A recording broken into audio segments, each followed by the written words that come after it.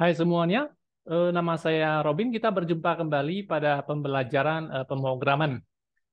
Oke, kali ini kita akan membahas bagaimana caranya kita akan mengkonversi, database menjadi CSV, ya, database menjadi CSV. Nah, jadi bahasa program yang akan saya gunakan adalah C# dengan Visual Studio. Database yang saya gunakan adalah saat ini SQL Server, ya.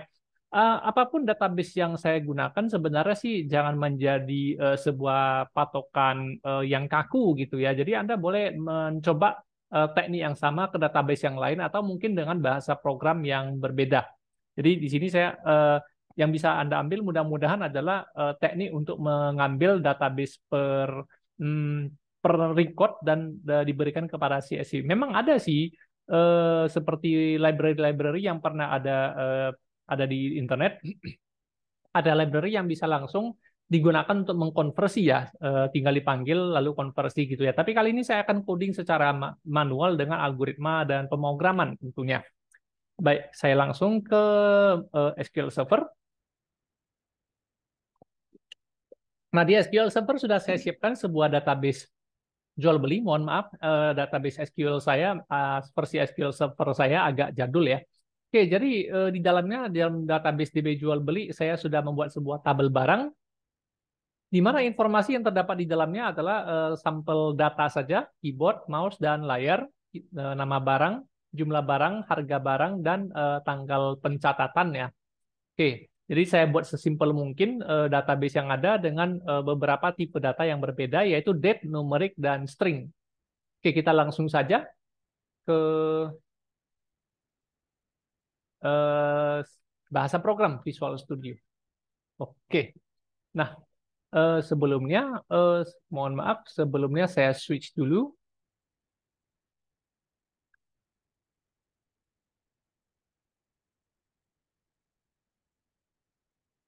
Ya, oke. Nah, Visual Studio ya. Jadi kita mulai dengan new project. Saya kembali mohon maaf karena saya menggunakan versi Visual Studio yang agak lama, tapi ya tidak begitu penting. Yang penting apa sih yang bisa Anda ambil ya dari teknik yang saya gunakan. Nama aplikasinya yang akan saya gunakan adalah SQL Server to CSV misalnya. Oke, Windows Form Application saja akan saya gunakan, atau barangkali konsol ya. Ya boleh Windows, boleh konsol sih sebenarnya sih. Ya sudah, saya akan mencoba menggunakan yang Windows Application. Oke, jadi saya dikasih sebuah Windows Form ya, di mana ketika form ini dijalankan, ada sebuah event yang namanya formlet yang akan dijalankan. Oke, namun sebelumnya mungkin saya akan rename nama formnya dulu, rename nama filenya dengan nama form utama misalnya, form utama CS. Oke, kemudian untuk judulnya mungkin saya akan membiarkannya kosong saja untuk judul. Oke, untuk eventnya ini yang sudah terlanjur mungkin akan saya perbaiki. Oke, kita mulai dengan koneksi database. Untuk bahasa program yang ada di Visual Studio ini sendiri terlalu banyak fitur ya.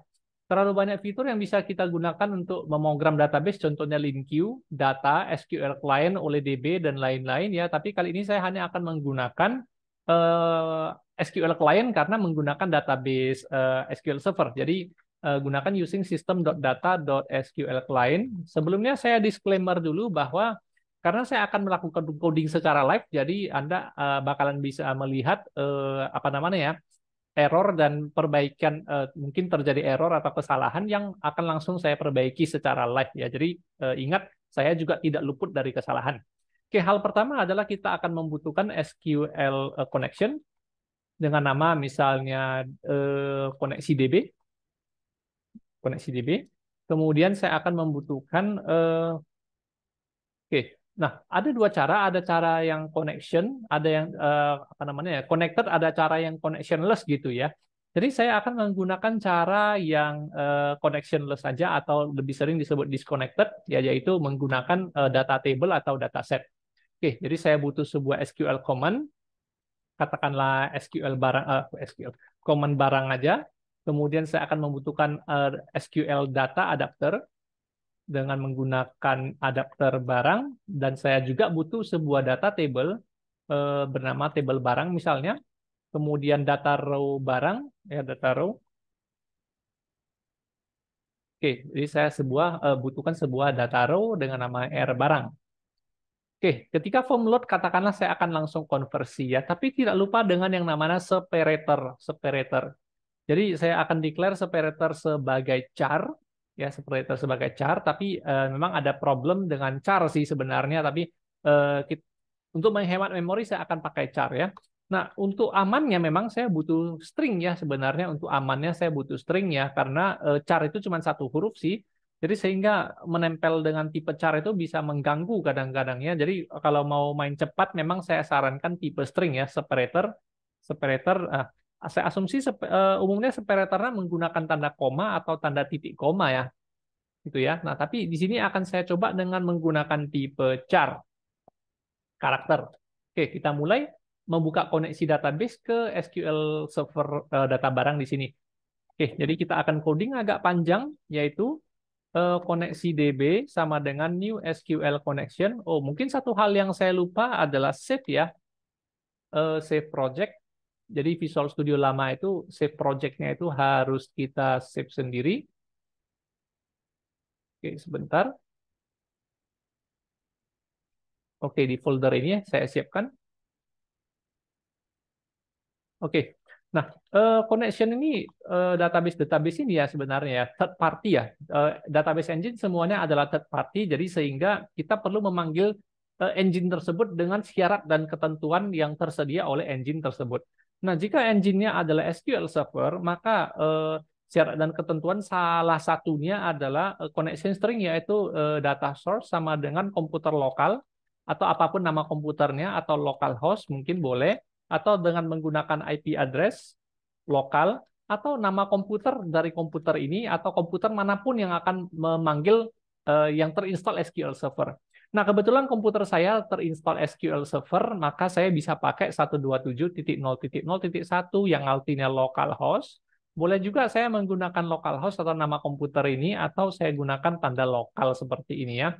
Oke, data source sama dengan lokal, inisial katalog sama dengan nama database-nya DB jual beli, sesuai persis nama database-nya dengan nama yang tercatat yang kita create di SQL Server ya, harus sesuai.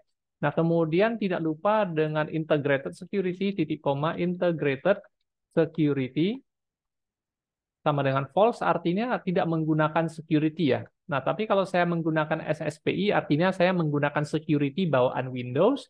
Tapi ketika Anda mau menjebol dengan database, dengan mengakses database ya, dengan hak akses tertinggi, Anda bisa menggunakan user ID sama dengan SA, security administrator, dan passwordnya adalah password yang Anda gunakan pada saat Anda install SQL Server ya. Nah, tentunya ketika Anda pakai SQL Server yang versi Express, ini connection string-nya akan berbeda lagi ya. Dan mengenai connection string ini bisa Anda search dari search engine seperti Google dan yang lain. Mengenai connection string dari masing-masing database engine seperti MySQL, PostgreSQL, dan lain-lain ya. Oke, saya lanjutkan. Nah, untuk membuktikan bahwa ini berhasil, maka saya perlu koneksi DB panggil open, dan saya coba jalankan dulu. Semoga tidak ada error. Ya, tidak ada error, berarti saya bisa lanjut ya. Nah, jika tidak ada error, berarti saya bisa lanjut. Oke, nah saya lanjut tahap selanjutnya untuk membuka data tabel barang ya. Tabel barang dimulai dengan command barang sama dengan new SQL command dari, ini ada 4 buah overloadingnya ya, yaitu SQL command kosong, SQL command yang ada stringnya, di mana stringnya kita akan isi select all from barang gitu ya, barang, order by kode barang misalnya gitu. Nah, kemudian saya ternyata menggunakan overloading yang ketiga, yaitu perintah SQL ini akan saya jalankan dari database yang mana? Tentunya dari database koneksi ini ya, koneksi DB ini. Oke. Nah, setelah itu saya panggil adapternya sama dengan new SQL data adapter dari command barang tersebut. Nah, kalau saya ditanyakan kenapa seribet ini ya, Ya, karena itu memang protokol komunikasi database-nya yang ada di Visual Studio memang seperti itu ya. Jadi tahapannya koneksi database, kemudian SQL, ya SQL, perintah SQL pakai command, lalu butuh data adapter ya. Lalu data table ini harus di new ya. Data table-nya harus kita new. Jadi tabel barang sama dengan new data table karena belum ada memorinya harus kita new juga. Nah, gunakan adapternya itu untuk nge-fill tabel tersebut. Nah, oke. Nah, sampai di sini kita coba jalankan dulu apakah sudah, oh ternyata masih ada error ya. Saya perbaiki dulu sebentar dan jalankan kembali. Oke, sampai di sini tidak ada error. Nah, setelah sampai di sini, kita tentunya akan membaca semua data dari database ya. Nah, karena menggunakan data table itu punya kelebihan, kita bisa menggunakannya secara array, memanggil secara array sebagai contoh. For i dimulai dari data ke 0 selama i lebih kecil dari jumlah data, jumlah row dari tabel barang ya. Nah, jadi kalau saya punya 10 data artinya nomor urut data saya ada dari 0 sampai dengan 10 kurang 1. 10 data itu nomor urutnya adalah 0 sampai 9 ya. Oke, lanjut i++. Oke. Nah, sampai di sini, saya akan mengambil, karena cukup repot ya untuk mengambil setiap informasi dari tabel barang seperti kode barang dan yang lain yang ada di SQL ini. Ya, mohon maaf saya agak percepat karena waktu di video saya tidak bisa buat lama-lama ya. Oke. Nah, jadi untuk mengambil informasi kode nama jumlah yang lain ini, ya jadi panjang nanti codingnya, yaitu tabel barang di rows ke i, ya titik nanti apa namanya ya, terus ke i dalam tanda kurung kode dan yang lain lagi nanti terlalu panjang untuk diketik gitu ya, kode titik to string. Nah, jadi supaya nanti untuk satu informasi saja saya harus mengetikkan sepanjang ini. Bagaimana kalau informasinya lebih dari satu ya? Nah, atau kode nama dan yang lain. Untuk itu saya butuh record variabel data row. Record barang diarahkan ke tabel barang di rows ke i, di rows ke i. Oke, nah selanjutnya saya hanya perlu memanggil R barang ya. Nah, R barang kode, R barang nama, dan yang lain-lain. Oke, nah kalau kita perlu menyimpan ke file informasinya, ya saya terpaksa akan membutuhkan library ya, using system.io ya.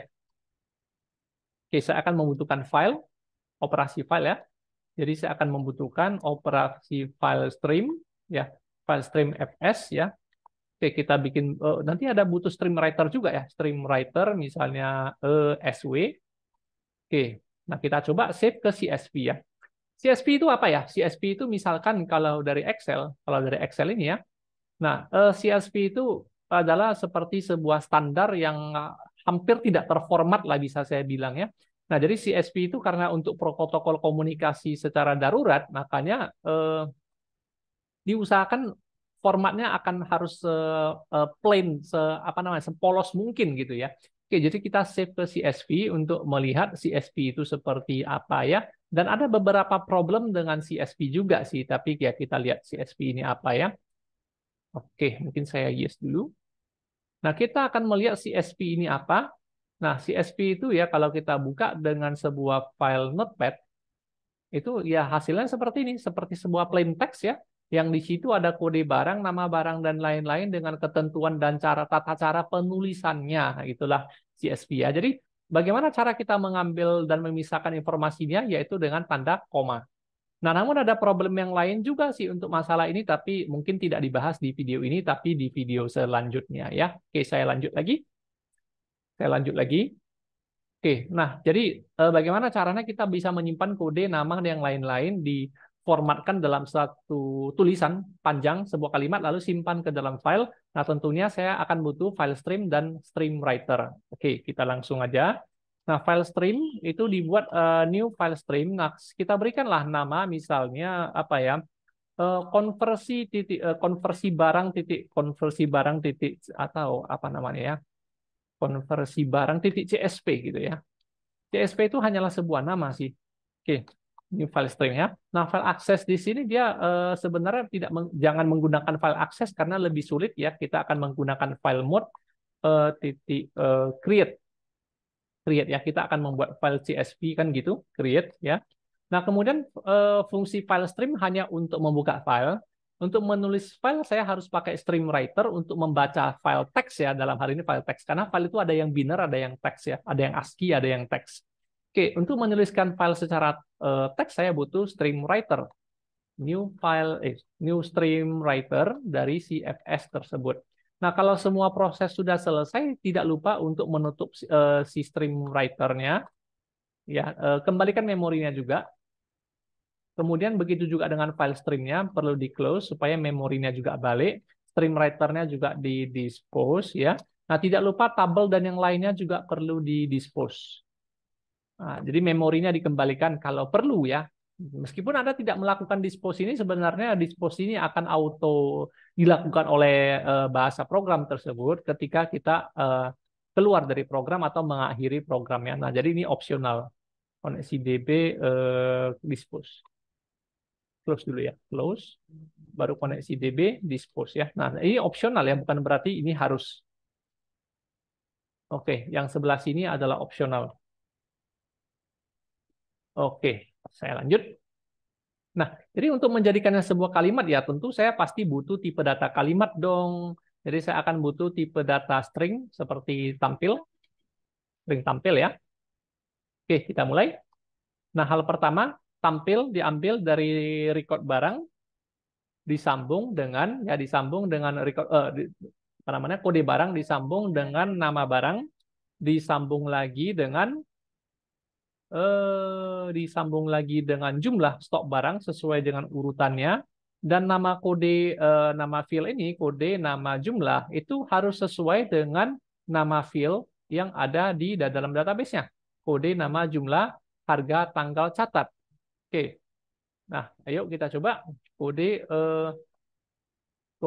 nama jumlah, kemudian harga. Nah, khusus untuk tanggal ini memang agak bermasalah karena tanggal ini ya ada format tanggal yang menggunakan bulan tanggal tahun, ada yang tanggal bulan tahun ya gitu ya. Nah, jadi itu sangat bermasalah ya. Ketika kita di komputer yang berbeda, kita tentunya memiliki regional setting yang berbeda. Ya mungkin tampilan OS saya berbeda, OS saya agak lama. Oke, jadi kita mungkin memiliki format yang berbeda, tampilan yang berbeda, pemisah ribuan dan koma yang pemisah ribuan dan pecahan yang berbeda, dan juga tentunya apa namanya format tanggal yang berbeda ketika kita memilih sebuah regional. Jadi regional yang digunakan di komputer saya adalah United States ya. Nah, ketika kita menggunakan regional Indonesia, barangkali ini akan menjadi DMY gitu ya. Nah, jadi ini tentunya tidak standar. Nanti takutnya di komputer yang satu dianggap bulan tanggal tahun, di komputer yang satu lagi akan tercatat di CSV-nya sebagai tanggal bulan tahun dan sebaliknya. Nah, ini tidak perlu dipusingkan ya. Saran saya gunakan tanggal universal saja, yaitu tahun bulan tanggal, tahun kurang bulan kurang tanggal. Nah, untuk itu kita akan membutuhkan sebuah tipe data datetime supaya mudah ya. Katakanlah tanggal, datetime tanggal.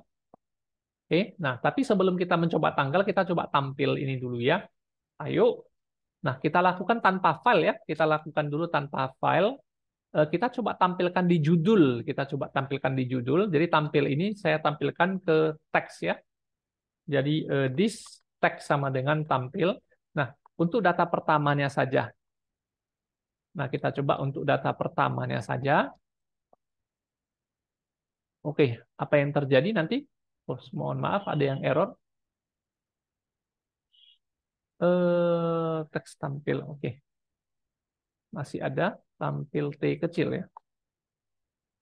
Oh, masih ada error SW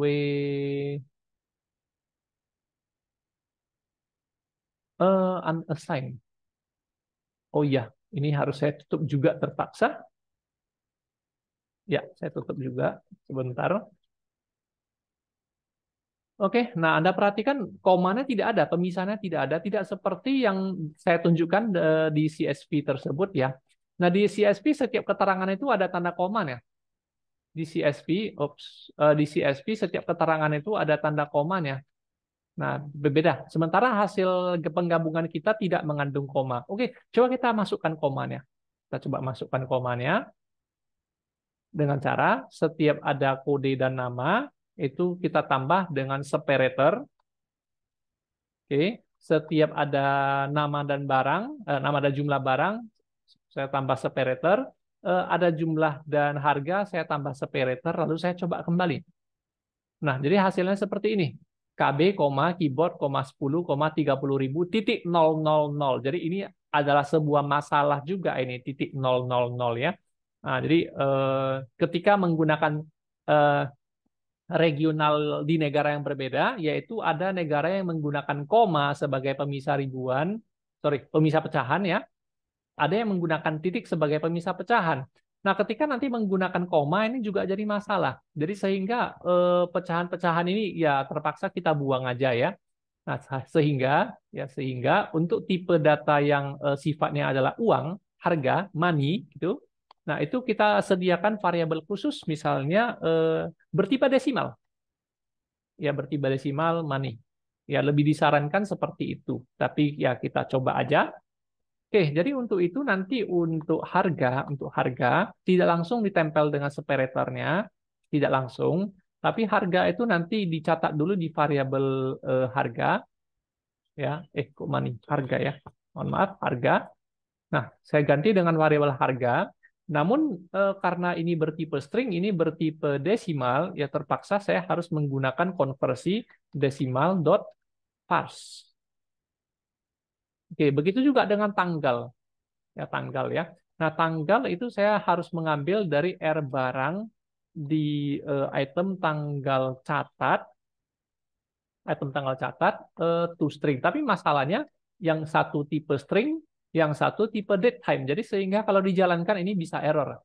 Katanya tidak dapat mengkonversi string ke date time, ya terpaksalah saya pakai fitur konversi ya, convert convert titik to date time.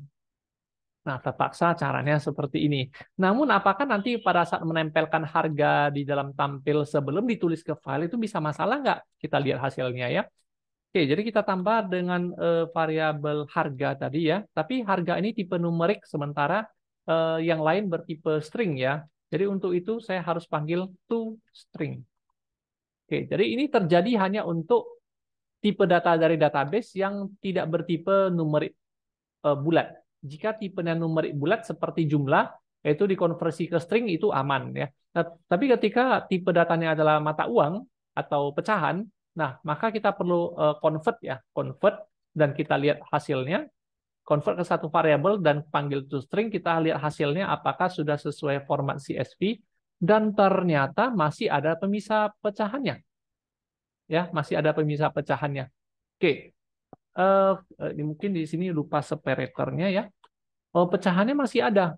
Bagaimana baiknya ini ya? Oke, nah kalau pecahannya masih ada, barangkali kita tidak memiliki tipe desimal ini ya. Nah, kalau pakai integer saja, kalau tidak mau ada pecahannya, ya kita coba pakai tipe integer. Jadi sehingga ini harus menjadi int parse. Kita coba sekali lagi. Separator S besar. Ya. Oke, kita lihat hasilnya. Not in a correct format. Oke, oke. Ini mungkin saya akan pakai desimal parse aja, namun ini dibulatkan. Ya, dipaksa menjadi bulat. Oke, jadi konversi ke desimal yang ada pecahan dulu, baru dipaksa menjadi bulat ya. Mudah-mudahan tidak ada masalah tuh. Keyboard, KB, keyboard, 10, 30.000. Jadi tidak ada pecahan pemisah pecahan yang mengganggu kita. Khawatirnya nanti ada pemisah pecahan yang pakai koma. Ini akan menjadi masalah. Nanti program kita akan berpikir bahwa itu ada informasi yang berlebih gitu ya, karena komanya lebih dari satu. Acuan daripada CSV itu adalah jumlah data acuan daripada CSV adalah tanda koma. Ketika tanda koma ada 4, berarti informasinya ada 5. Nah, ketika jumlah datanya ada 5, tetapi tanda komanya juga 5, maka program itu bisa dikelabui bahwa ternyata informasinya ada 6. Ya, ini sangat berbahaya. Oke, saya kembali dengan tanggalnya. Nah, bagaimana dengan tanggal? Nah, kalau tanggal ini, karena kita sudah berikan kepada sebuah variabel date time, ini akan lebih mudah. Nah, kalau kita belum memberikan ke variable date time, kita akan menggunakan tanggal catat begitu saja. Ini lebih sulit karena di tipe data datetime ini, ya, itu punya fitur, oh saya akan enter ke bawah supaya lebih mudah dilihat ya. Oke, nah tipe data datetime ini memiliki toString yang berbeda. Jadi tipe data datetime memiliki method toString yang berbeda. Di mana method toString dari datetime itu bisa menggunakan format provider, ya, string format juga bisa. Nah, saya akan menggunakan format yang universal yaitu YYYY kurang MM kurang DD. Nah, ini adalah format tanggal yang paling universal, ya. Oke, jadi demikian ya, seperti itu ya. Nah, setelah itu kita akan mencoba data pertama yang dikonvert ke CSV KB, keyboard, 10, 30.000, 2023 kurang 060 kurang 26. Jadi ini formatnya sudah standar ya. Nah, kalau sudah standar kita akan membuka kembali fitur file yang sudah kita tutup. Ya, kita lanjut untuk semua data. Ayo kita buka kembali fitur filenya. Nah, tidak lupa untuk menulis judul filenya kalau perlu ya, kalau perlu.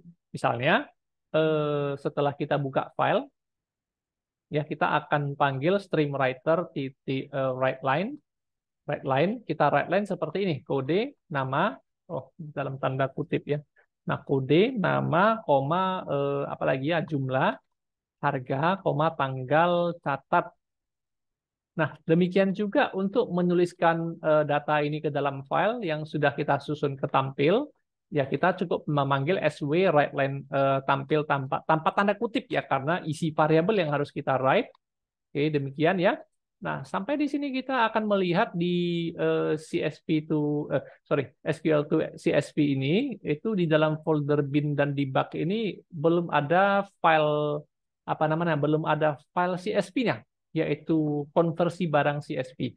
Belum ada filenya. Tapi setelah program dijalankan, oke, kita kembali ke folder yang tadi, ya ini bukan sulap sih, tetapi Anda bisa melihat sendiri konversi barang CSV-nya sudah tertulis dengan baik, dan kita kalau bongkar isinya, itu sudah merupakan file yang mirip seperti CSV yang di-generate dari Excel. Nah, jadi untuk yang Excel ini ada problem, di mana si Excel menggunakan tanda kutip dua, ya, untuk yang ada simbol-simbol tertentu seperti kutip dua dan tanda koma.